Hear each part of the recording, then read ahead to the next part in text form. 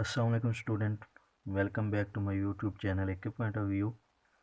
और जिस टॉपिक को हम डिस्कस कर रहे थे वो था डिफॉर्मिटीज इन स्केलेटन।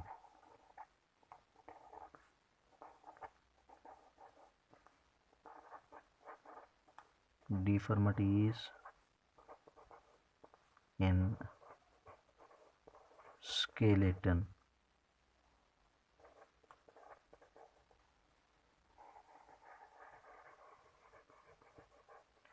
के ढांचे के अंदर कौन कौन से डिफेक्ट, कौन कौन सी खराबियां आ जाती हैं। ठीक है जी, तो उनमें से कुछ को हमने डिस्कस कर लिया था और बाकी को आज डिस्कस करना है।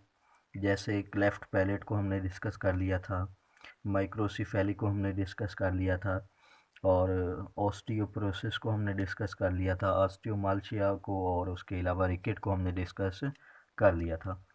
आज हमने डिस्कस करना है डिस्क स्लिप को।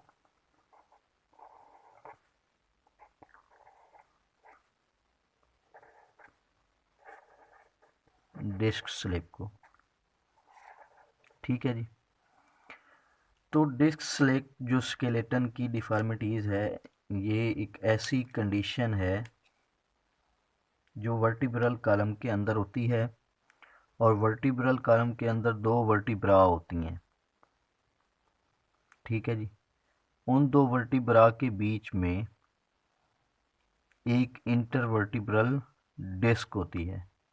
ठीक है जी, अब ये डिस्क जो होती है इसमें रिप्लेसमेंट हो जाती है, इसमें जो हो जाती है वो मूवमेंट हो जाती है या हर्निएशन हो जाती है, अपनी जगह से ये हिल जाती है, हट जाती है। और ऐसी कंडीशन को हम क्या कहते हैं जी?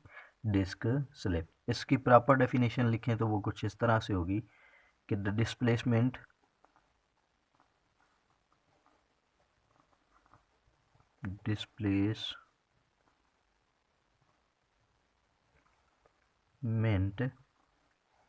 of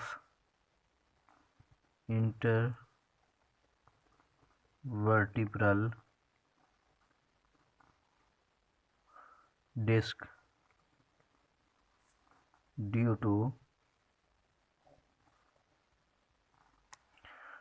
rupturing of outer membrane।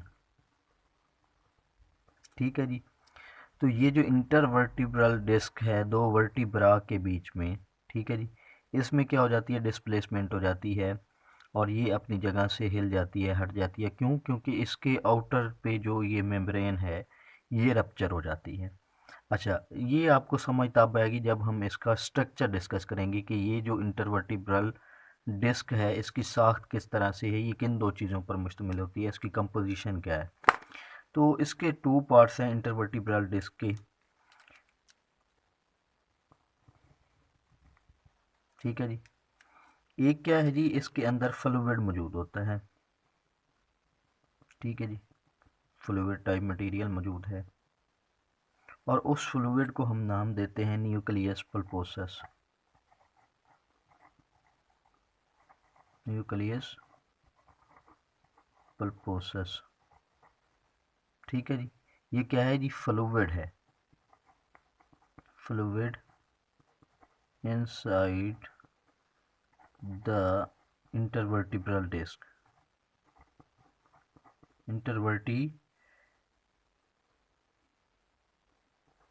Intervertebral disc के अंदर जो फ्लूइड है उसको हम क्या कहते हैं जी? Nucleus pulposus. ठीक है जी, अब इसकी जो आउटर मेम्ब्रेन है, बाहर वाली जो कवरिंग है, जो मेम्ब्रेन है, इसको नाम देते हैं हम जी एनुलस फेब्रोसस। एनुलस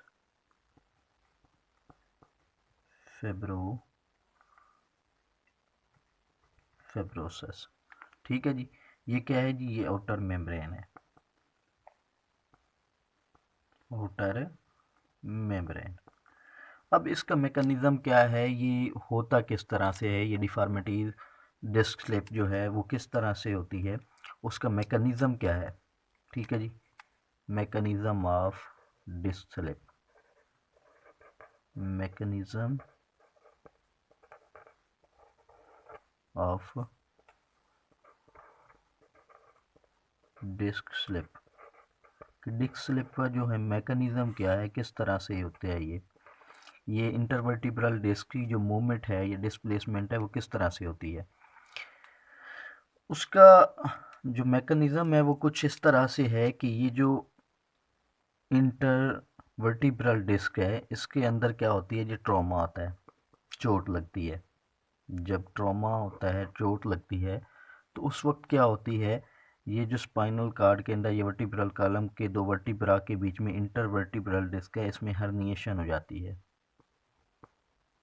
हर्निएशन मीन कि ये अपनी जगह से चेंज हो जाती है। होती कैसे है कि ये जो आउटर मेम्ब्रेन है, ये आउटर मेम्ब्रेन की ब्रेक डाउन हो जाती है, ये रप्चर हो जाती है।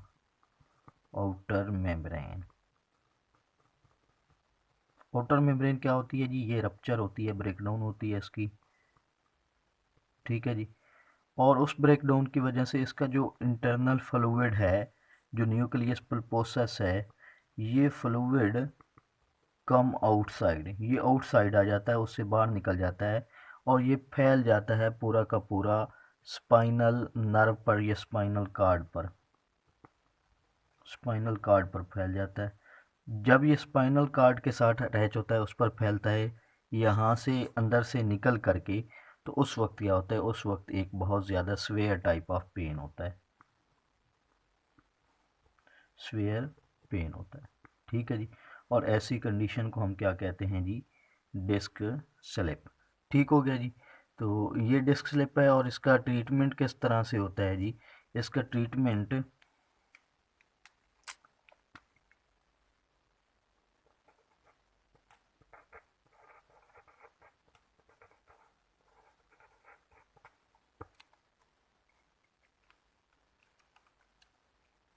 इसका ट्रीटमेंट एक तो बेड रेस्ट है, कंप्लीट बेड रेस्ट, ठीक है जी। उसके अलावा पेन किलर है,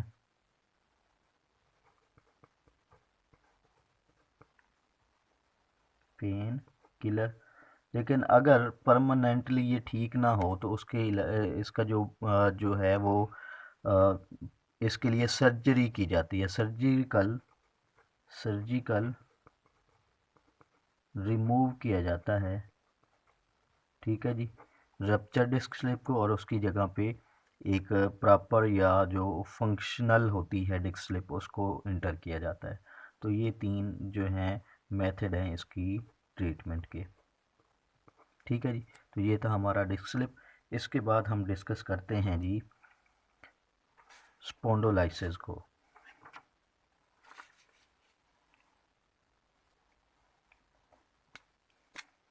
नेक्स्ट इज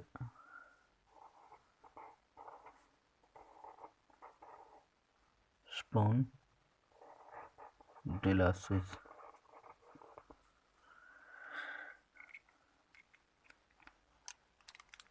ये एक ऐसी कंडीशन है जिसमें जो जॉइंट्स होते हैं वो एक दूसरे के साथ जो होते हैं वो क्या हो जाते हैं जी, फ्यूज हो जाते हैं, ठीक है। उसकी वजह से ये जो जॉइंट्स होता है टोटली इमूवेबल हो जाता है, इमूवेबल, और ऐसी कंडीशन को हम कहते हैं स्पॉन्डिलोसिस। ठीक हो गया जी। उसके बाद नेक्स्ट टॉपिक इज साइएटिका।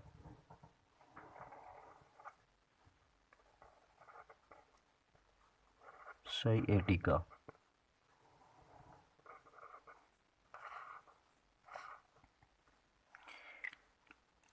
ये एक ऐसी कंडीशन है जिसमें हमारी बॉडी के अंदर एक साइएटिक का नर्व होती है, साइएटिक नर्व होती है। उस नर्व में स्टैबिंग पेन होती है, बहुत ज़्यादा दर्द होता है, स्टैबिंग पेन होती है, पेन क्रिएट होती है। वो पेन क्यों होती है, क्योंकि इस नर्व के अंदर इंजरी आ जाती है, इंजरी। इंजरी के पीछे रीज़न क्या है, अगर कहीं पे हम फॉलिंग समवेयर, गिर जाते हैं, गिरने की वजह से, ठीक है जी, ट्रॉमा चोट की वजह से, ठीक है जी, 2 रीज़न। तीसरी रीज़न ये है कि अगर हमारे कोल्हे के अंदर सही से इंजेक्शन ना लगे तो उसकी वजह से भी ये कंडीशन अकर हो सकती है। इम्प्रॉपर एडमिनिस्ट्रेशन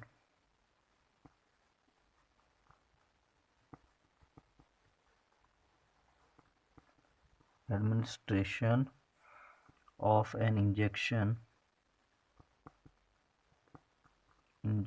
in बटक, बटक कहते हैं कोले को। अगर कोले पे इंजेक्शन सही तरीके से ना लगा जाए, इम्प्रॉपर एडमिनिस्ट्रेशन हो उसकी, तो उससे भी क्या हो जाता है, इंजरी हो जाती है सियाटिक नर्व के अंदर। ठीक है जी, अगर कहीं पे गिर जाए तब भी इंजरी हो जाती है सियाटिक नर्व के अंदर। चोट लग जाए, ट्रॉमा हो जाए, उससे भी सियाटिक नर्व के अंदर इंजरी हो जाती है और उससे स्टैबिंग पेन होती है और इस कंडीशन को हम कहते हैं सयाटिका। ठीक है जी। अब ये जो सयाटिक नर्व होती है ये सप्लाई होती है टू आवर थाई, थाई कहते हैं रान को। ठीक है जी, हमारे जो लेग्स के अपर पार्ट होता है रान, वहाँ पर, वहाँ तक ये जो सयाटिका नर्व जो होती है वो सप्लाई होती है। अगर इसमें इंजरी आ जाए ड्यू टू फॉलोइंग रीज़न, इन रीज़न की वजह से, तो फिर उसमें स्टैबिंग पेन होता है और वो पेन पूरा जो है वो फैल जाता है पूरी की पूरी ओवर द होल नर्व, पूरी नर्व पर फैल जाता है और इस कंडीशन को हम कहते हैं जी सयाटिका नर्व। इसके जो बैड इफ़ेक्ट हैं वो कुछ ऐसे हैं कि अगर ये पूरी की पूरी जो नर्व है उस पर अगर स्टैबिंग पेन जो है वो सेपरेट कर दिया है, फैल गया है, तो उससे पूरी लेग्स जो है वो फंक्शनल लेस हो सकती है, पूरी लेग यूज़लेस हो सकती है, काम नहीं कर पाएगी। और इसकी कंडीशन का इन्हिसार इंजरी की सेवेरिटी पे है कि इंजरी अगर ज़्यादा होगी तो सयाटिका कंडीशन भी जो ज़्यादा होगी और उससे पूरी की पूरी लेग जो है वो यूज़लेस हो जाती है। ठीक है जी। उसके बाद जो हमारी आखिरी डिफॉर्मिटीज़ ऑफ स्केलेटन है वो है आर्थरीटिस।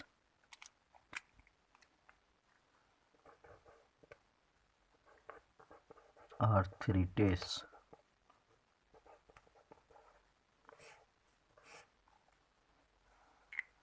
inflammation of the joint called arthritis.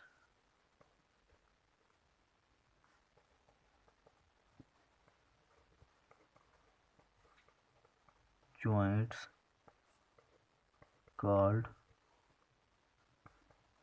arthritis। अगर जॉइंट्स में इन्फ्लेमेशन हो जाए, इन्फ्लेमेशन कहते हैं स्वेलिंग को, ठीक है जी, स्वेल कर जाए, सूजन हो जाए, तो ऐसी कंडीशन को हम कहते हैं आर्थरिटिस। वो सूजन क्यों हो जाती है? क्योंकि जहाँ पर जॉइंट्स होते हैं उन जॉइंट्स के बीच में फ्लूइड होता है। उन जॉइंट्स के बीच में क्या होता है जी, एक मेम्ब्रेन होती है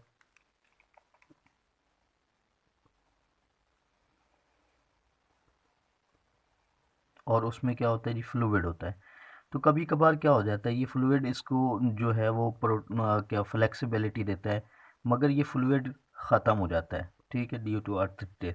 तो उसकी वजह से ये जो बोन्स के दो एंड होते हैं वो आपस में फ्यूज़ हो जाना शुरू हो जाते हैं, उनमें फ्रिक्शन ख़त्म हो जाती है, या ये मेम्ब्रेन जो है इसमें स्वेलिंग हो जाए, या अंदर वाला जो फ्लूइड है इंटरवर्टिब्रल फ्लूइड जो है उसमें रिडक्शन आ जाए, कमी आ जाए, तो उसकी वजह से ये जो बोन्स के एंड होते हैं वो आपस में एक दूसरे के साथ फ्यूज़ हो जाते हैं, अटैच हो जाते हैं, उनको रगड़ मिलती है, इसकी वजह से वो दोनों एंड जो होते हैं स्वेल कर जाते हैं, उनमें सूजन आ जाती है और ऐसी कंडीशन को हम कहते हैं कि आर्थराइटिस। ठीक है जी। उससे क्या होता है, उससे बहुत ज़्यादा पेन होती है, ठीक है जी, बहुत ज़्यादा किस्म का दर्द होता है और स्वेलिंग हो जाती है, उस जगह पे सूजन हो जाती है। अब ये जो आर्थराइटिस है ये 3 टाइप की होती है, ठीक है जी। एक गouटी आर्थराइटिस, गouटी आर्थराइटिस,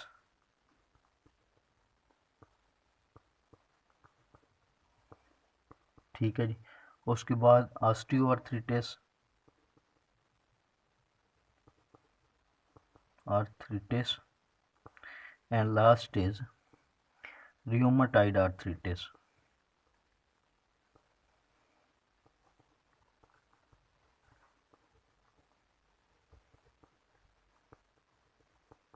आर्थराइटिस। ये 3 टाइप्स हैं जी आर्थराइटिस की।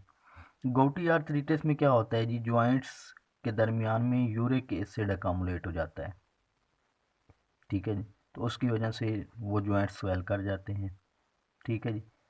ऑस्टियो आर्थराइटिस जो होता है, इसमें जो बीच का फ्लूइड है उसमें रिडक्शन हो जाती है, और र्यूमेटॉइड आर्थराइटिस में जो मेम्ब्रेन है, आउटर मेम्ब्रेन जो है जॉइंट पर, वो मेम्ब्रेन रप्चर हो जाती है,